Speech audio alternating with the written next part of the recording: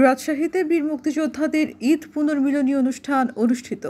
বাংলাদেশ মুক্তিযোদ্ধা সংসদ রাজশাহী মহানগর ইউনিট কমান্ডার উদ্যোগে ঈদ পুনর্মিলনী অনুষ্ঠান অনুষ্ঠিত হয়েছে।